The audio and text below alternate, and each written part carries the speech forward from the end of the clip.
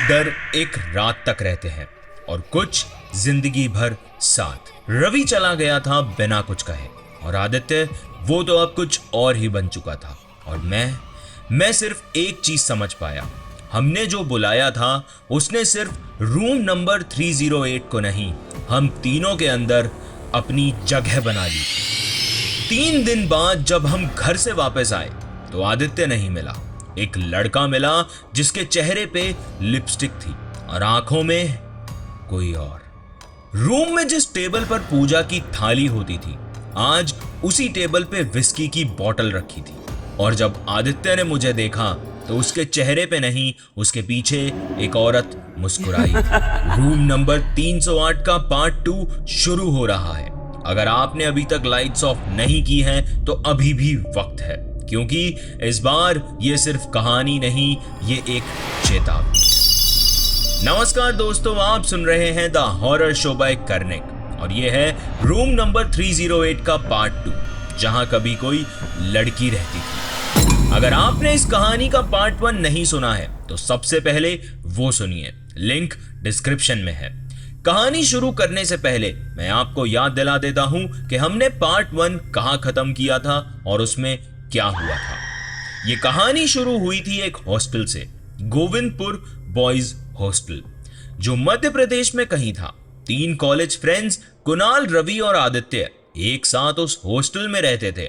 रवि और कुणाल हमेशा मजाक और प्रैंक्स करते थे, लेकिन आदित्य वो थोड़ा ज्यादा स्पिरिचुअल और हॉस्टल के स्ट्रेंज एनर्जी के बारे में हमेशा वार्न करता रहता था।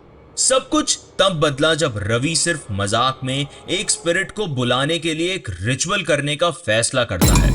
वो थाली, नींबू, सिंदूर और नारियल लेकर एक मंत्र चांट करता है, बिना समझ के कि ये सब कुछ सीरियस हो सकता है। जब वो कौन है जो आ सकती है कहते हैं तो वो अपने आप को भटकती रूह के सामने रख देते हैं। फिर क्या होता है, आदित्य जो पहले बहुत कॉशियस था, धीरे धीरे कुछ अजीब होने लगता है। वो परेशान हो जाता है और हॉस्टल में स्ट्रेंज चीजें होने लगती हैं। उन्हें सुनाई देने लगती हैं वियर्ड विस्पर्स, लाइट फ्लिकर करती हैं और ठंडी हवा चलने लगती है। और हॉस्टल में बढ़ती हुई ठंड और भयंकर चीजें देखने के बाद सिक्योरिटी गार्ड उन्हें बताता है कि पहले रूम नंबर 308 में एक लड़की ने सुसाइड की थी और उसके बाद से यह जगह शापित हो गई थी। अब वो रूह यही है और उसको तुमने बस एक गेम समझकर जगा दिया है। आदित्य, जिसे पहले से पता था कि कुछ गलत हो सकता है, उसके साथ कुछ ऐसा हुआ जिस पे आपको यकीन नहीं होगा। जानने के लिए क्या हुआ, कहानी का पार्ट 1 अभी सुने। तो आइए अब शुरू करते हैं पार्ट 2। उस रात के बाद सुबह जब आंख खुली तो सब कुछ अजीब सा ठहरा हुआ लग रहा था। रात की वो हंसी, वो चांटिंग, वो चिल्लाना, जैसे सब एक भयानक सपना था। लेकिन मैंने अपनी आंखें पूरी खोली तो सामने का मंजर और भी कंफ्यूजिंग था। आदित्य, हाँ वही आदित्य जिसके हाथ कल रात घंटी बजाते थे, जिसके चेहरे पे कोई और चेहरा सा छाया हुआ था, वो आज बेड पे बिल्कुल शांत बैठा हुआ था। एक हाथ में मोबाइल, दूसरा तकिए के नीचे दबाया हुआ। वो स्क्रीन पे न जाने क्या स्क्रॉल कर रहा था, जैसे कल रात उसके जिंदगी में कुछ भी अलग नहीं हुआ था। और सबसे हैरानी की बात, वो रवि से हंसी मजाक कर रहा था। मुझे लगा हो सकता है शायद उसे कुछ याद ना हो या शायद वो सब कुछ सप्रेस कर गया हो। लेकिन जब मेरी नजर उस टेबल पर गई जहां हमेशा सुबह पूजा की थाली सजती थी, दिया, चंदन, अगरबत्ती, रुद्राक्ष की माला, तो वो टेबल आज खाली थी, बिल्कुल साफ, जैसे उसने उस पर कभी कुछ रखा ही नहीं। मैं और रवि एक दूसरे को देखते रहे, आंखों में वही सवाल, क्या ये वही आदित्य है? लेकिन हम दोनों ने कुछ नहीं बोला, शायद हम डर गए थे।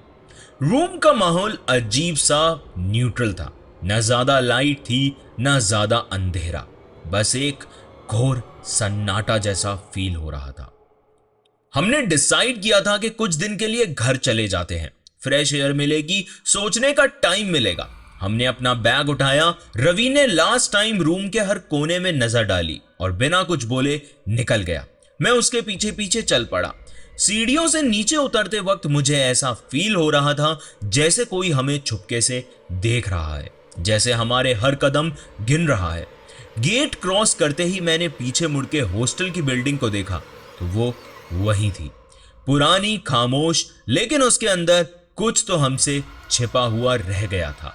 वो 3 दिन घर पे गुजारना जरूरी था, दिमाग को नॉर्मल करना था, लेकिन जब 3 दिन बाद हम वापस आए तो जो देखा उसने मेरी सोच ही नहीं, मेरा पूरा भरोसा बदल दिया। वो 3 दिन जो हम घर पे बिताकर आए थे सिर्फ ब्रेक नहीं थे, वो एक इल्यूजन था, एक ब्रीदिंग स्पेस, एक झूठा कंफर्ट जहां हमने सोचा था कि शायद सब कुछ नॉर्मल हो जाएगा। लेकिन हॉस्टल के गेट के अंदर जाते ही मुझे पहला झटका तब लगा जब उस छोटी सी बिल्डिंग की वाइब मुझे और बिगड़ी हुई महसूस हुई।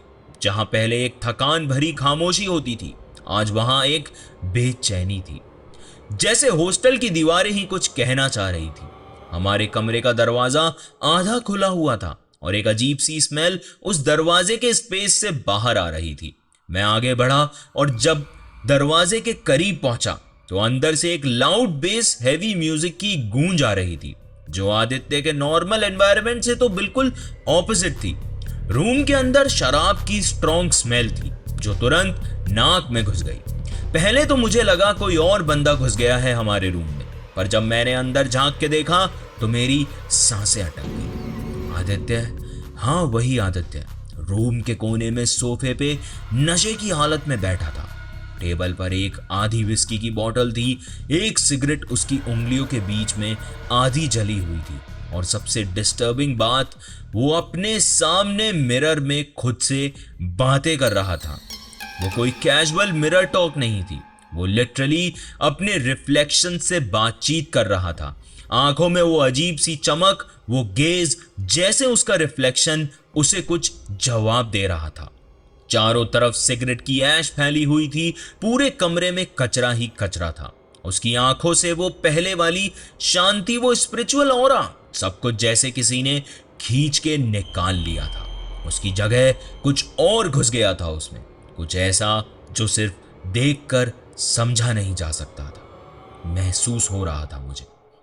मेरे पैर तो जैसे दरवाजे के चौखट पे ही जम गए थे। दिमाग में एक ही सेंटेंस बार बार गूंज रहा था, ये आदित्य नहीं है। मैं जोर से उसे आवाज देने ही वाला था कि तभी पीछे से रवि भी वापस आया। उसने मुझे दरवाजे पर स्टंट खड़े देख और बिना कुछ सोचे सीधा मेरे बगल में आ गया। जैसे ही उसकी भी नजर आदित्य पे पड़ी, उसके माथे पे एक सेकंड में लकीरें बन गई। उसके मुंह से आवाज नहीं निकली, वो सिर्फ मेरी तरफ मुड़ा और हकपकाते हुए बोला, कुणाल, कुणाल, आदित्य, क्या क्या क्या हुआ इसको? मैं बस चुप था, कुछ नहीं बोल पाया। मुझे लगा अगर मैंने कुछ बोला तो ना जाने क्या हो जाएगा। रवि की वो हकपकाहट मेरे कानों में आज भी जिंदा है। वो बंदा जिसे मैं 10 साल से जानता था, जिसकी हर सुबह पूजा से स्टार्ट होती थी, जो चाय के सिवाय कुछ नहीं पीता था, जिसे पार्टी से चिढ़ थी, जो कभी हॉस्टल के लाउड ग्रुप्स का पार्ट नहीं बनता था। आज वो बंदा उसी रूम में विस्की लेके सिगरेट और नशे के धुएं में डूबा हुआ था। अपने ही रिफ्लेक्शन को देखते हुए कुछ ऐसे मुस्कुरा रहा था जैसे उसने कोई राज जान लिया। हमें समझ नहीं आ रहा था कि हम रूम में जाएं या वापस घर चले जाएं। या आदित्य था भी या उसकी बॉडी में कोई और था। और तब पहली बार मुझे लगा कि हमने जो रिचुअल किया था, उसने किसी चीज को बुलाया नहीं था, उसने किसी चीज को एक घर दे दिया था, और शायद वो घर था आदित्य का शरीर। अगर आपको कहानी पसंद आ रही है तो मुझे कमेंट्स में जरूर बताएं, शो को रेट करें, चैनल को सब्सक्राइब करें एंड वीडियो को लाइक करें। और हाँ, आप अपनी कहानी मुझे ईमेल कर सकते हैं, मैं आपकी कहानियों का इंतजार करूंगा। फिर जब हम रूम के अंदर गए तो आदित्य ने जैसे हमें वेलकम किया, वो ही सबसे अनसेटलिंग चीज थी। उसकी वो स्माइल थोड़ी ज्यादा स्ट्रेच, थोड़ी ज्यादा फोर्स्ड, जैसे वो आदित्य था ही नहीं। और जैसे ही उसने रवि को गले लगाया, रवि को उसके हाथों की ग्रिप में कुछ अलग महसूस हुआ। वो टच फैमिलियर नहीं था, वो भाई वाला वार्मथ नहीं था, उसमें कुछ और ही था, जैसे किसी और ने उसके अंदर से कंट्रोल ले रखा हो। उसकी सांस अल्कोहल से भरी हुई थी और बातें वो जैसे किसी पार्टी होस्ट की तरह बिहेव कर रहा था। लाउड, ओवर एंथुसियास्टिक और वियर्डली चीयरफुल। जो बंदा हमेशा शांत रहता था, आज वो अपने नशे में हम दोनों से इतना खुश था जैसे कब से हमारा इंतजार कर रहा था। वो रात हम तीनों एक टेबल के अराउंड बैठकर ड्रिंक कर रहे थे। पहली बार ऐसा लग रहा था जैसे हम एक रेगुलर कॉलेज ग्रुप हैं, 3 लड़के, एक छोटी पार्टी, थोड़ा म्यूजिक और थोड़ा लाफ्टर। पर जितना नॉर्मल ऊपर से लग रहा था, उतना ही अंदर कुछ डिस्टर्ब कर रहा था। हर एक सेकंड के बाद मुझे ऐसा लगता जैसे आदित्य कुछ एक्ट कर रहा है, जैसे वो आदित्य नहीं कोई और है जो उसकी बॉडी के अंदर रहकर हमसे नॉर्मल दिखने की कोशिश कर रहा है। उसने बार बार रिपीट किया, आज तो मेरे दोनों भाई वापस आ गए हैं, मैं अब अकेला नहीं हूं, आज तो मजा आएगा। वो कॉन्टिन्यूसली बोल रहा था, लेकिन उसके वर्ड्स और इमोशन मैच नहीं कर रहे थे। भाई उसकी आंखों में कुछ और है। मैं पहले तो कंफ्यूज था, लेकिन जब मैंने खुद आदित्य की आंखों में देखा तो एक सेकंड के लिए, लिटरली एक माइक्रो सेकंड के लिए मुझे लगा जैसे वो आंखें किसी औरत की हैं, नर्म नहीं, सेडक्टिव भी नहीं, बस खाली। और उन खाली आंखों में कुछ छुपा हुआ था, जैसे कोई या तो पूरा दर्द लेके बैठा था या पूरा जहर भर चुका था।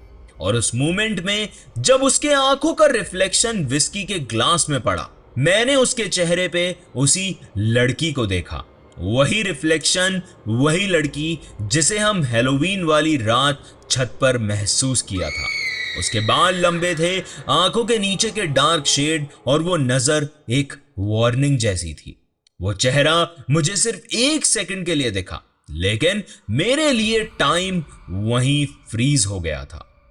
मैंने रवि की तरफ देखा, वो भी सेम चीज महसूस कर चुका था। उस रात का नशा, वो अल्कोहल, सब एक पल में उतर गया। मुझे फील होने लगा था कि हमने जिसे अपना बचपन का दोस्त समझा, उसके अंदर कोई और घुस चुका है। आदित्य की बॉडी, आदित्य की वॉइस, सब वैसी ही थी, लेकिन उस रूह में कोई और बस चुका था।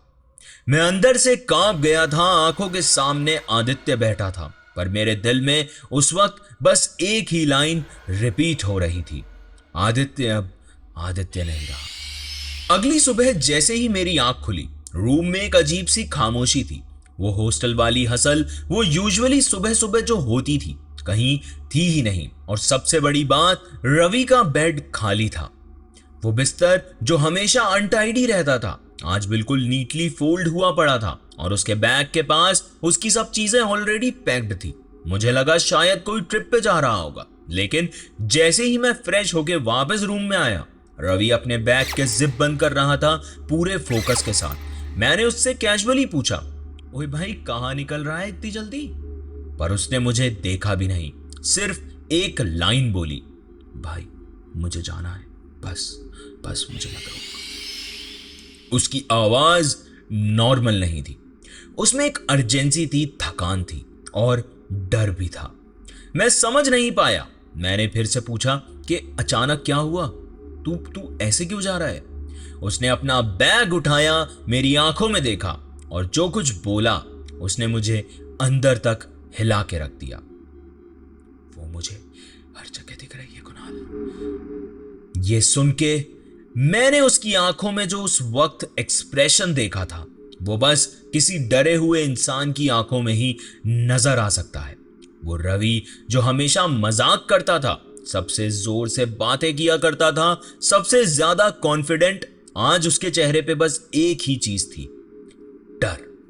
उसने आगे कहा, कभी मिरर के कोने में, कभी एक झलक मिलती है, कभी वॉशरूम के दरवाजे पे वो झुककर देख रही होती है, और कभी वो आदित्य के बिल्कुल पीछे होती है।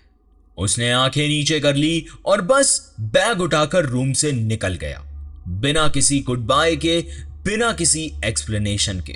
मैं सीधा उसके पीछे गया, लेकिन तब तक वो हॉस्टल के गेट के बाहर निकल चुका था। उस दिन के बाद उसका फोन बंद आने लगा।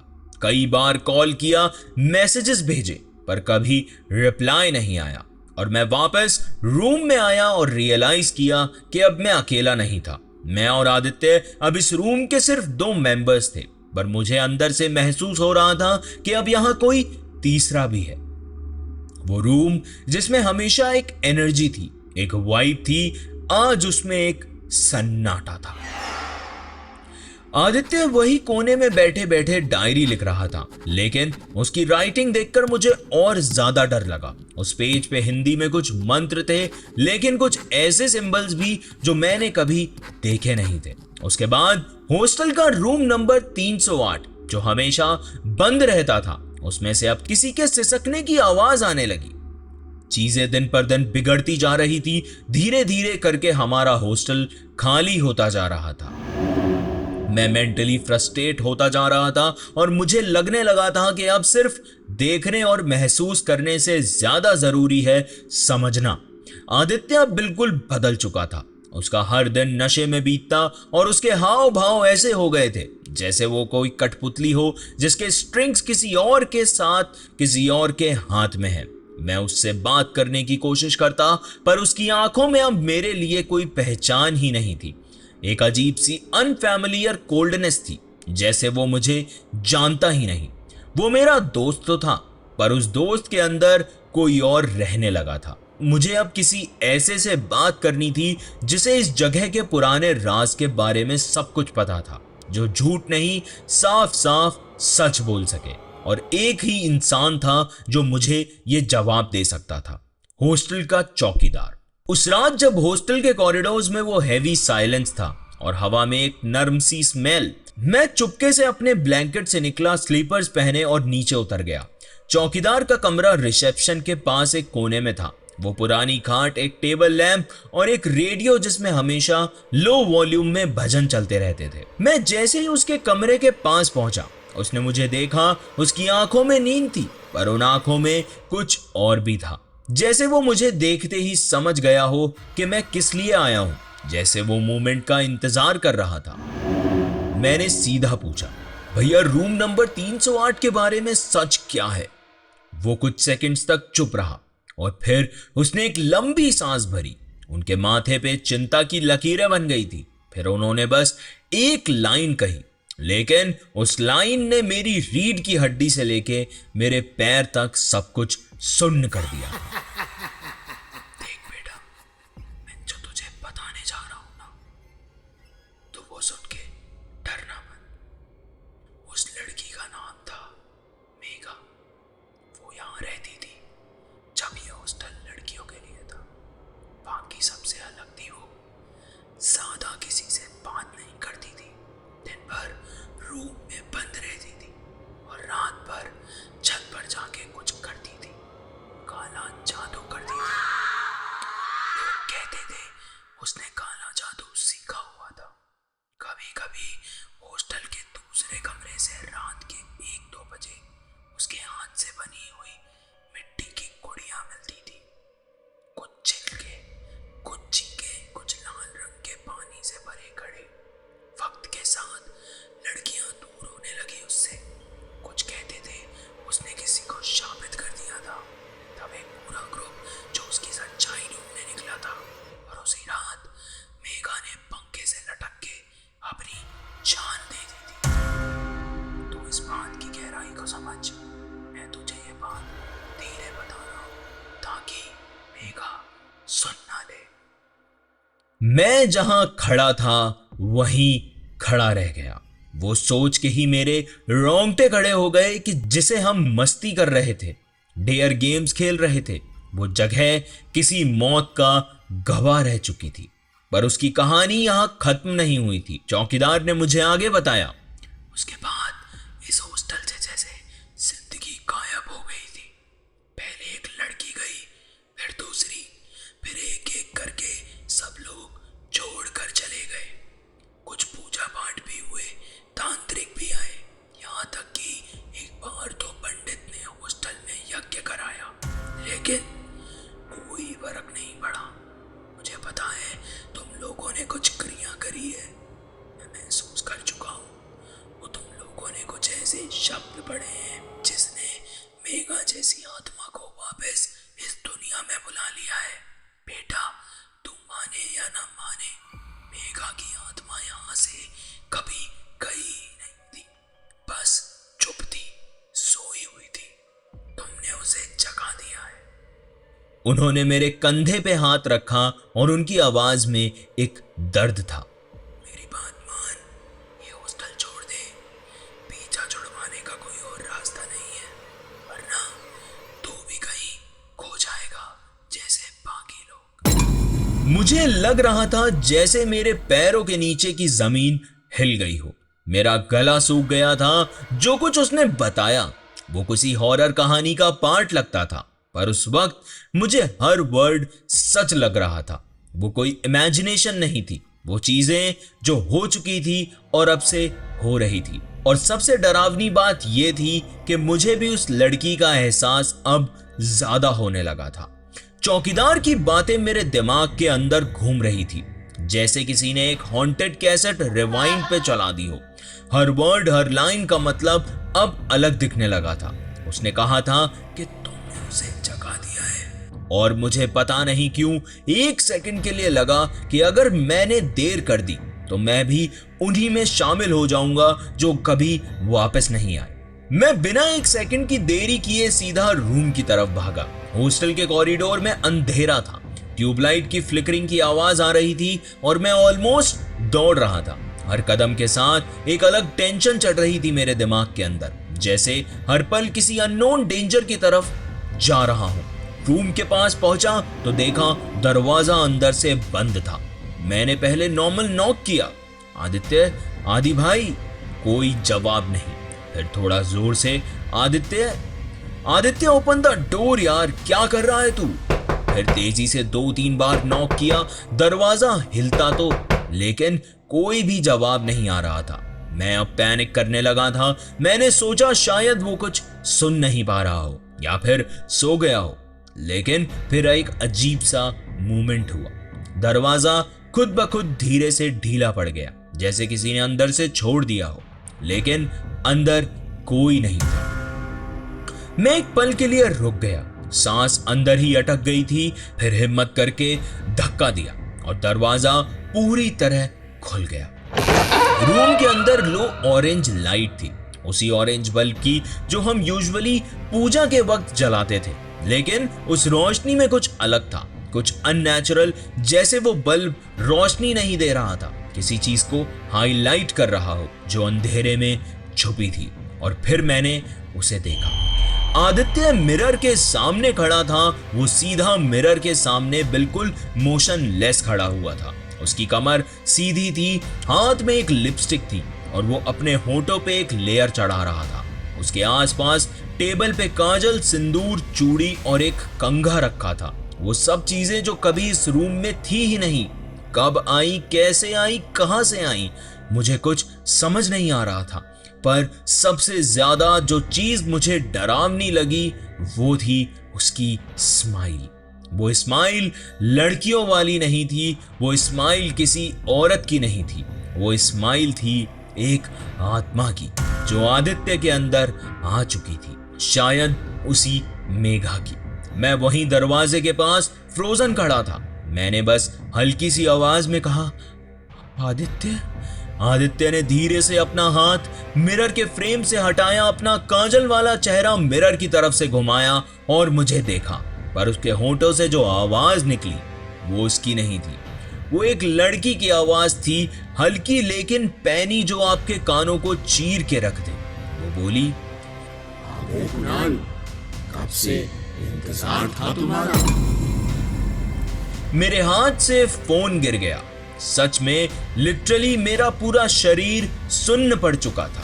जो मैंने मेरी आंखों से देखा और दिमाग सब एकदम ब्लैंक हो गया था। मैं तुरंत वापस मुड़ा दरवाजा खोलने के लिए, भागने के लिए, लेकिन अब दरवाजा अंदर से बंद हो चुका था। जो दरवाजा अभी 2 मिनट पहले खुद से खुला था वो अब फिर से लॉक हो चुका था। मैं जोर से हैंडल घुमाने लगा, धम-धम करके दरवाजे पे मुक्के मार रहा था। आदित्य, आदित्य प्लीज खोल यार, ये क्या हो रहा है। लेकिन पीछे से कोई आवाज नहीं थी, सिर्फ मिरर की तरफ से एक हल्की सी हंसी थी, वही लड़की की हंसी जो पहली बार छत से आई थी, अब मेरे बिल्कुल पीछे खड़ी थी। आदित्य के शरीर में। मुझे समझ नहीं आ रहा था कि मैं क्या करूं। मैं दरवाजे पे लगातार धक्के मार रहा था, लेकिन वो खुलने का नाम ही नहीं ले रहा था। हर एक सेकंड ऐसा लग रहा था कि आदित्य या फिर जो भी उसके अंदर है वो मुझे पीछे से छू लेगा, पकड़ लेगा, या उसकी वो औरत जैसी आवाज फिर से मेरे कान के पास सुनाई देगी। मेरे हाथ कांप रहे थे, सांसों की स्पीड डबल हो चुकी थी और दिमाग बस एक ही सोच में अटका हुआ था, ये आदित्य नहीं है। जैसे ही मैंने एक और जोरदार धक्का दिया, दरवाजा अचानक से खुल गया। मैं बिना पीछे देखे सीढ़ियों से कॉरिडोर में दौड़ा, चप्पल भी उल्टी पहनी हुई, सीधा ग्राउंड फ्लोर तक गया और चौकीदार भैया के रूम तक पहुंचा। मैंने ऑलमोस्ट चीखते हुए बोला, भैया भैया प्लीज जल्दी चलो मेरे साथ, कुछ तो गलत है, ऊपर आदित्य ठीक नहीं है। चौकीदार ने मुझे एक सेकंड के लिए घूरा। उनके चेहरे पे घबराहट नहीं थी, बस एक थकान थी, जैसे वो सब कुछ पहले से जानते थे। वो बिना कुछ बोले, बिना कुछ पूछे उन्होंने अपनी चप्पल पहनी, टॉर्च उठाई और मेरे साथ हॉस्टल के तीसरे फ्लोर तक आ गए। मेरे पैर लाल हो रहे थे दौड़ने से या डर के मारे, मुझे याद तक नहीं, लेकिन इतना याद है कि जब हम दोनों रूम के पास पहुंच गए तो मैं दरवाजा खोलते वक्त थोड़ा पीछे ही था और जो अंदर का सीन था उसने मुझे और भी ज्यादा कंफ्यूज्ड कर दिया था। आदित्य अपने बेड पे बैठा हुआ था, एक सिंपल सी नोवेल पढ़ रहा था, साथ में एक मग में चाय रखी थी और उसके चेहरे पे एक हल्की सी मुस्कान भी थी, जैसे वो किसी का इंतजार कर रहा था या फिर बस नॉर्मल अपने रूटीन में था। उसने हमें देखा और थोड़ा हैरान हुआ और बोला, क्या हुआ आप दोनों इस वक्त? मुझे तो लगा वो एक्टिंग कर रहा है, पर चौकीदार ने मुझे उस वक्त कुछ बोलने से रोका। सिर्फ एक लाइन बोली, चल बेटा अभी सब ठीक है। मैं चुप रहा। मेरे अंदर का हर हिस्सा चिल्ला रहा था कि कुछ तो गलत हो रहा है, पर सब कुछ इतना नॉर्मल लग रहा था कि मेरी बात को कोई मानता ही नहीं। अगले कुछ दिन वैसे ही निकले, बिना किसी आहट के, बिना किसी हादसे के। ना आदित्य ने कुछ अजीब किया, ना कोई आवाज, ना कोई परछाई। उसका बिहेवियर वापस वही काम और कंपोज था, जैसे पिछले कुछ हफ्तों का कोई एग्जिस्टेंस ही नहीं था। लेकिन जो एक अजीब बात थी, उसने इन दिनों पूजा नहीं की थी। लेकिन मुझे पता था कि ये नॉर्मल नहीं है, ये वो वाली शांति थी जो तूफान के आने से पहले होती है। और फिर एक हफ्ते बाद मैं टूट गया। मैं और नहीं रह सकता था। मैंने बिना किसी को बताए हॉस्टल छोड़ने का डिसीजन लिया। जैसे रवि चला गया था, जैसे बाकी लड़के हॉस्टल खाली करके निकल चुके थे, उस रात मैं चुपचाप अपना बैग पैक कर रहा था। हर जिप की आवाज मुझे ऐसा फील करवा रही थी जैसे रूम में कोई मेरी हर मूव को सुन रहा था। मैं पूरा बैग तैयार करके चेयर पे बैठा घड़ी देख रहा था। सुबह के 4:30 बज चुके थे। मुझे बस सूरज निकलने का इंतजार था और फिर जब रोशनी हुई मैं नीचे उतरा। उससे पहले हॉस्टल के अंदर एक हल्ला और हड़कंप मच गया। बचे हुए स्टूडेंट्स नीचे इकट्ठा हो गए थे और फिर जो मैंने देखा उसने मेरी रूह हिला दी। हॉस्टल के ग्राउंड फ्लोर पे मेन गेट के पास कुछ हड्डियां पड़ी थी, आधा चबाया हुआ, कुछ जला हुआ, एक कुत्ते का आधा चेहरा। वो मंजर मेरी आंखों में आज भी कैद है। किसी ने पुलिस बुलाई, इन्वेस्टिगेशन शुरू हुई, पर सब कुछ एक ब्लैक होल में चला गया। कोई प्रूफ नहीं मिला, कोई फुटेज नहीं, कोई फिंगरप्रिंट्स नहीं, जस्ट एन अनएक्सप्लेन्ड हॉरर। और सबसे शॉकिंग बात, उस सुबह आदित्य हॉस्टल में था ही नहीं। उसका सामान, उसकी चप्पल, उसकी पूजा की थाली, डायरी तक, लेकिन आदित्य गायब, जैसे हवा में घुल गया था। मैं समझ गया था कि वो लड़की सिर्फ किसी बॉडी को नहीं ढूंढ रही थी, वो एक जगह को ढूंढ रही थी जहां वो दोबारा जी सके, और उसने आदित्य को चुना। उसी दिन पूरे हॉस्टल को ऑफिशियली सील कर दिया गया। पुलिस स्टाफ, वार्डन, सब लोग ग्राउंड फ्लोर के उस हॉरर को निपटाने में लगे हुए थे। कोई क्लियर एक्सप्लेनेशन नहीं था। वो हड्डियां, वो कुत्ते का चीथड़ा हुआ मांस, और सबसे बड़ी बात आदित्य का गायब हो जाना। सब लोग कंफ्यूज थे। इन्वेस्टिगेशन काफी देर तक चली, रूम टू रूम क्वेश्चनिंग भी हुई, लेकिन जब किसी ने यह पूछा कि लास्ट टाइम आदित्य को किसने देखा था, तो जवाब किसी के पास नहीं था। मैंने कुछ भी नहीं बोला। मैं चुप था, जैसे किसी ने मेरी जुबान पे ताला मार दिया था। मैं वहां से स्लोली निकल गया, बिना किसी से बात किए, बिना पीछे देखे। मेरा बैग ऑलरेडी रेडी था, बस अपने अंदर के दर्द, गिल्ट और कंफ्यूजन के साथ सीधा बस पकड़ी और घर आ गया। लेकिन घर आ जाना कभी भी एक सेफ एंडिंग नहीं थी मेरे लिए। अगले कुछ दिन मैं बस बेड पे लेटा रहता था। खाना, नींद, बातें, सब कुछ सिर्फ एक फिजिकल एक्शन बन गई थी। दिल और दिमाग दोनों सिर्फ एक सवाल से भरे हुए थे। क्या सच में ये सब हो गया? क्या सच में हमने उस रात मेघा की आत्मा को बुला लिया था? और आदित्य कहाँ गया? वो जिंदा भी है या नहीं? हर रात मुझे मेघा का चेहरा याद आता था। वही हल्की सी मुस्कुराहट, वही आंखों में एक अनसेड रिवेंज का लुक और वही आवाज। आ गए कुणाल, कब से इंतजार था तुम्हारा। मैं अकेला पड़ गया था। रवि से उस दिन के बाद कभी कोई बात नहीं हो पाई। कई बार सोचा कि मैसेज करूं, कॉल करूं, लेकिन क्या बोलता? भाई, आदित्य को किसी आत्मा ने ले लिया। कैसे एक्सप्लेन करता वो सब जो मैंने झेला? कभी कभी रवि सोशल मीडिया पे दिख जाता था, कोई रैंडम वेकेशन रील में या जिम सेल्फी में, लेकिन हम दोनों के बीच जो कुछ था वो उसी हॉस्टल में रह गया था। लेकिन आदित्य तो जैसे हवा हो गया था। ना फेसबुक, ना इंस्टाग्राम, ना व्हाट्सएप पे ऑनलाइन आया। कॉलेज के किसी ओल्ड ग्रुप में ना उसने कभी कोई मैसेज किया, ना कभी फोन लगा। उसका नंबर हमेशा स्विच्ड ऑफ आता है। उसके घर वालों से भी किसी को कोई खबर नहीं, जैसे उसका एग्जिस्टेंस किसी ने ढूंढ कर मिटा दिया था।